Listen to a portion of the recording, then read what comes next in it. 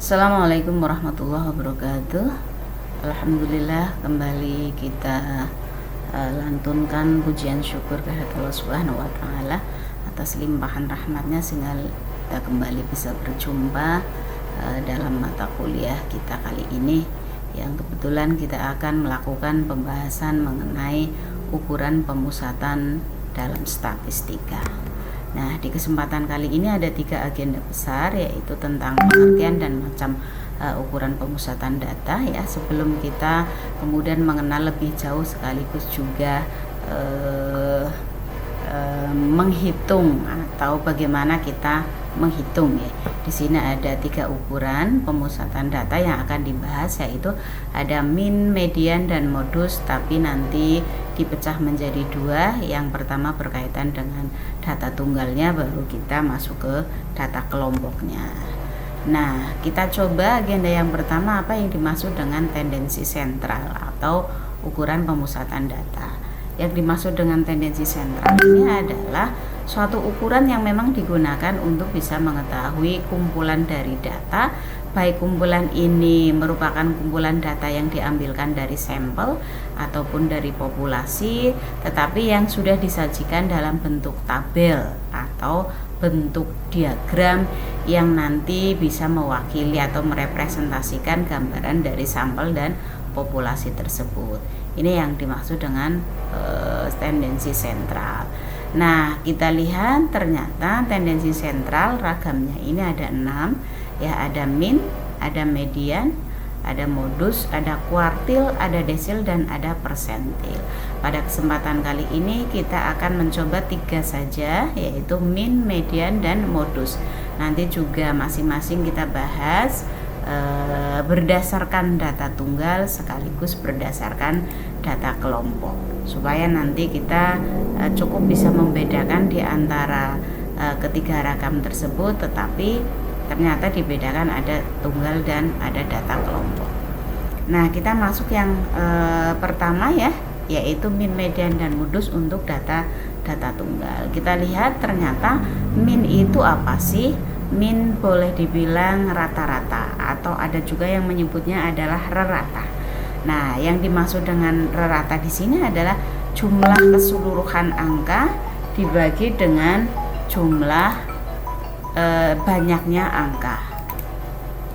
Baik, saya lanjutkan ini tadi ya. Jadi min itu adalah jumlah keseluruhan dibagi banyaknya angka. Kalau kita lihat ini yang dicontohkan ini kan ada data ya tentang 10 anak yang memperoleh nilai PAI-nya ini beragam ya. Dan ini juga tersebar ya, tidak urut. Ini ada yang angka memperoleh nilai 8, 6, dan seterusnya. Ini sampai sejumlah 10. Nah, maka bagaimana kita mengetahui rata dari anak 10 ini nilai PAI-nya? Ya tinggal dijumlahkan angka-angka tadi ya, 8 plus 6 dan seterusnya, sehingga ketemu jumlahnya adalah 69. Baru nanti dibagi dengan banyaknya siswa atau banyaknya data. Ini banyaknya data kalau dihitung kan ada 1, 2, 3, 4, 5, 6, 7, 8, 9, 10. Oh, ada 10. Ini berarti masukkan rumus, berarti 69 dibagi 10 sama dengan 6,9. Ini rata, walaupun ada yang angka 8, ada yang angka 7, tapi rata-rata kelas tersebut hanya 6,9. Nah, mencarinya ya, sebagaimana proses ini sebenarnya sama nih ya, cuma ini kalau dibuatkan dalam tabel kerja, karena ini nanti berbicara tentang bagaimana cara kita mencari min kalau kebetulan berdasarkan data tunggal. Ini soalnya ini menunjukkan data ini mestinya bertebaran seperti tadi, tapi ini karena keterbatasan ruang di slide ini, maka saya langsung masukkan dalam bentuk sudah ditabulasi, tapi bukan ini yang dimaksudkan dengan tabel kerja. Karena di langkah kita melakukan pencarian, yang pertama ini siapkan dulu tabel kerjanya, baru dimasukkan ke rumus atau disubstitusikan ke dalam rumus. Nah, ini dari data ini masukkan ke dalam tabel kerja ya. Tinggal menambahkan fx, jadi perkalian antara jumlah frekuensi dengan nilainya. Jadi kayak misalnya ini 3, di sini kan 3 frekuensinya 2. Di sini juga 3 nilainya, yang dapat angka 3 itu ada 2 orang. Nah, maka disebut frekuensi. Oke. Disebut Fx itu berarti frekuensi kali nilai, berarti 3 kali 2. Ini 6. Nah, ini sampai ke bawah silakan dihitung ya. Nah, kemudian dijumlahkan. Ini ketemu 67 dan banyaknya data ini ada 10, sehingga kalau langkah kedua tinggal disubstitusikan ya, misalnya pakai ini, karena ini pakai frekuensi berarti sigma Fx dibagi n ya. Sigma Fx nya berarti ini jumlah Fx nya ya, jumlah Fx ini 67, kemudian dibagi n nya ini ada 10. Berarti 67 bagi 10 ada 6,7. Berarti rata di kelas tersebut 6,7, walaupun tadi ada juga yang mendapatkan angka 9. Ini bahkan jumlahnya ada 4 orang. Misalnya seperti itu. Nah, masuk ke yang kedua, yaitu tentang median. Apa itu median? Median adalah nilai yang membagi distribusi data ke dalam 2 bagian yang sama besar. Jadi kalau di pertemuan sebelumnya itu sudah diinformasikan tentang bagaimana kita membuat tabel kerja, tabel distribusi frekuensi. Nah, kalau di median dengan tabel tersebut kita akan enak, karena untuk mencari median kita cukup membagi terlebih dahulu ya. 50% itu naik di atas, itu untuk bagian di atas, sisanya berarti 50% menjadi bagian yang ada di bawah. Itu pembagian secara kasar. Tapi bagaimana cara kita menghitungnya? Ini menghitung median berdasarkan data tunggal ini ternyata dibedakan antara yang genap ya, jumlah banyaknya data yang genap dengan banyaknya data yang ganjil. Misalnya ini disebut genap karena ini ada 6 ya. 1, 2, 3, 4, 5, 6, ada 6. Walaupun frekuensinya ini masing-masing 1. Ya, frekuensinya masing-masing 1. Tadi kan pengertiannya ini nggih. Jadi nilai yang dibagi distribusinya menjadi 2 bagian besar. Nah, ini dibagi karena 6 ya, dibagi 2 ya, berarti 3. Berarti 3 bilangan yang ini, angka 8, 9, 10 ke atas, ini menjadi bagian atas 50%. Nah, yang sisanya yang ke bawah juga 3 bilangan sama juga 50%. Berarti kalau begitu berapa mediannya? Pada kasus seperti ini, maka cukup dilihat bilangan ketiga dan keempat. Ini 8 adalah bilangan ketiga, sedangkan 7 adalah bilangan keempat. Nah, 8 ditambah 3 dibagi 2 supaya ini menjadi anak panah, ini adalah menunjukkan posisi mediannya. Berarti di data di situ nilainya akan kelihatan mediannya. Oh, ternyata tengah-tengah antara 8 dan 7 itu adalah 7,5. Ini mediannya. Untuk yang data tunggal yang genap ini seperti itu cara mencarinya. Lalu bagaimana kalau yang data ganjil? Nah, kalau data ganjil malah relatif lebih mudah ya. Setelah dibagi sama rata ternyata ada sisa di tengahnya ya.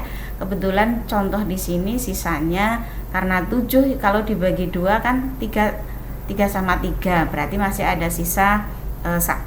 Nah, 1 itu diletakkan di tengah. Nah, berarti posisi di tengah itu yang nanti mengandung nilai mediannya. Berarti 7 ini adalah nilai mediannya. Seperti itu. Baik, kita lanjutkan ke modus. Bagaimana dengan modus? Modus itu gampangannya kita lihat nilai mana yang frekuensinya paling banyak. Skor atau nilai yang memiliki frekuensi paling banyak atau yang sering muncul. Ini kan dari nilai 10, 9 sampai yang terbawah ini 6. Kalau kita lihat kan munculnya hanya satu-satu ya, satu-satu. Tapi khusus nilai 7 ini ternyata munculnya ada 2. Nah, 2 kan paling banyak di antara 1.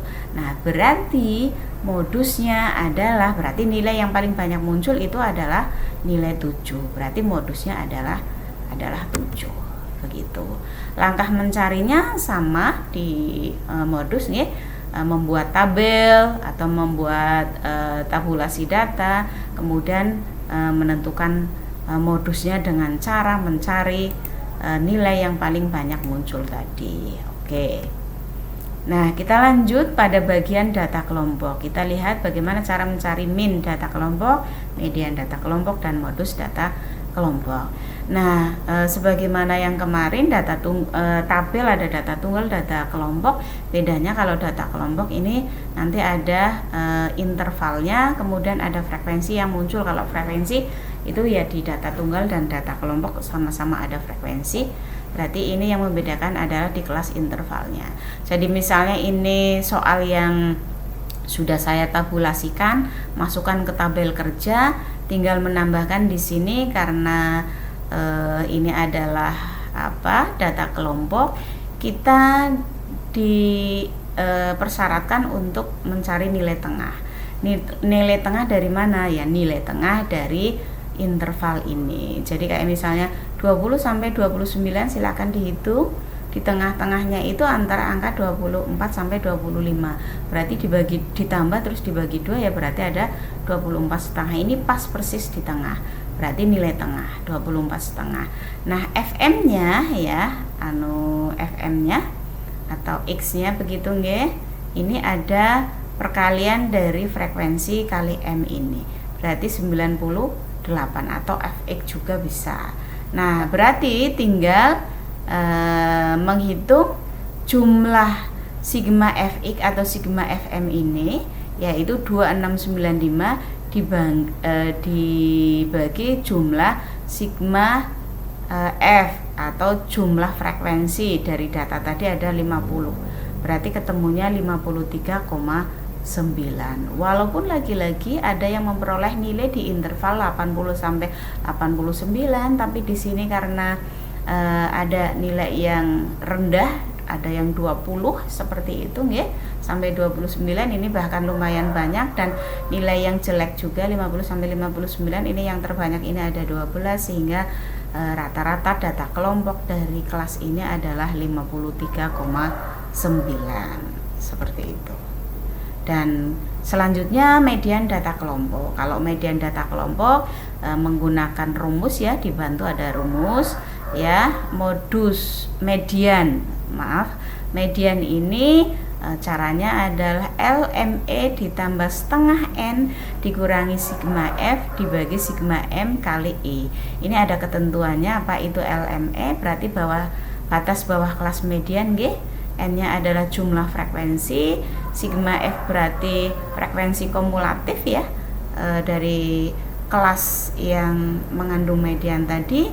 Nah, FM-nya frekuensi kelas median, sama intervalnya adalah interval dari kelas median tersebut. Kita bisa lihat misalnya di sini ada data seperti ini.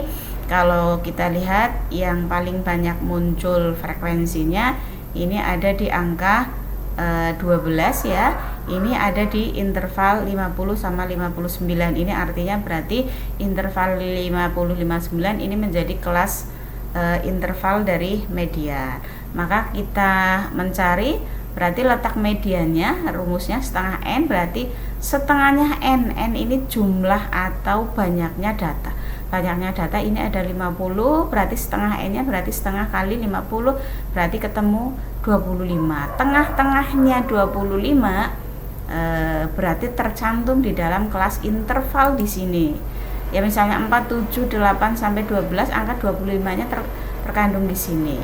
Nah, berarti nanti kelas intervalnya ya di sini. Nah, baru kita mencari LME. Apa itu LME?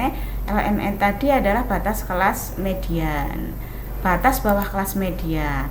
Kalau ini adalah interval kelas median, batas kelasnya berarti di sini antara angka 49 sampai 50 ya. Ini ketemu 49,5. Baru frekuensi, jumlah frekuensi dari siapa? Kita lihat sigma F itu frekuensi kumulatif dari kelas median sebelumnya. Nah, karena ini adalah kelas median, frekuensi sebelumnya ini berarti ini menghitung jumlah ini. Ya, menghitung jumlah ini. Menghitung jumlah ini berarti 4 tambah 7 tambah 8 ada 19. Ini yang kalau di tabulasikan dalam bentuk frekuensi kumulatif, ya angka 4 pindah di sini 4, kemudian ditambah 7, oh ada 11, begitu seterusnya sampai ke bawah. Ini karena tadi sigma F ini adalah frekuensi sebelum kelas median atau interval di kelas median, maka berarti ini adalah 19. Kebalikannya FM-nya berarti setelahnya, ya.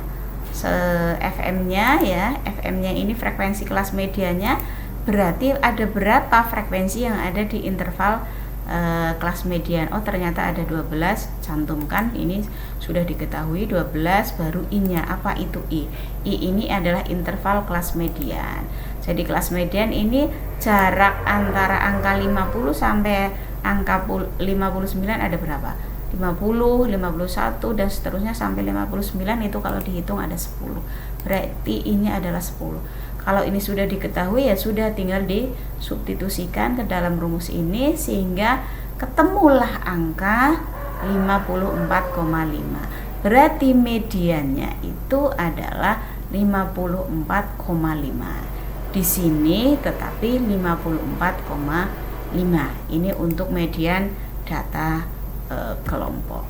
Nah, bagaimana dengan modus data kelompok? Ini juga menggunakan rumus, ya. Rumus modus sama dengan B plus P kali D1 dibagi D1 plus D2. Apa itu B? B ini adalah batas bawah kelas modus. Batas bawah kelas modus, B-nya bawah. P-nya itu berarti panjang kelas modus. D1 itu artinya D1 ini ya, yang di atas sama yang di bawah. Ini adalah frekuensi kelas modus yang dikurangi dengan frekuensi dari kelas yang sebelumnya. Tapi kalau D2 ini berarti frekuensi kelas modus dikurangi dengan frekuensi berikutnya. Sehingga kalau kita lihat dalam contoh adalah seperti ini. Misalnya modus, kembali ke pengertian yang pertama, itu adalah nilai yang paling banyak muncul atau yang memiliki frekuensi tertinggi. Kalau kita lihat di tabel ini, frekuensi yang tertinggi adalah 23, yang lain lebih kecil, ya. Yang lain lebih kecil. Berarti modusnya ini ada di kelas modus, maksud saya ini ada di interval antara 74 sampai 86. Lalu kewajiban kita adalah untuk mencari B. B tadi adalah batas bawah kelas modus. Batas bawah kelas modus ini adalah kelas modusnya seperti itu. Batas bawahnya ya berapa? Ya berarti 7, antara 73 sampai 74, berarti tengah-tengahnya ini 73 setengah. Lalu panjangnya berapa? Berarti panjangnya ini angka 74 sampai angka 86 ini kalau dihitung 74, 75 dan seterusnya sampai 86 itu terhitung ada 13 angka. Ini menunjukkan panjangnya interval dari kelas modus. Baru kita cari D1-nya. D1-nya tadi kita lihat adalah frekuensi kelas modus tapi dikurangi dengan frekuensi kelas sebelumnya. Frekuensi kelas modus tadi berapa? Oh, ternyata frekuensi 23. Nah, dikurangi frekuensi kelas sebelumnya. Oh, ternyata frekuensi kelas sebelumnya ini ada 12. Berarti 23 dikurangi 12 sama dengan 11. Demikian juga dengan D2, itu berarti frekuensi kelas modus dikurangi frekuensi setelahnya. Frekuensi kelas setelahnya berarti 23 dikurangi 6, ada 17. Kalau begitu langsung disubstitusikan di sini, maka ketemu menjadi berarti modus data kelompok tadi adalah 78,61. Demikian penjelasan singkat. Terima kasih. Assalamualaikum warahmatullahi wabarakatuh.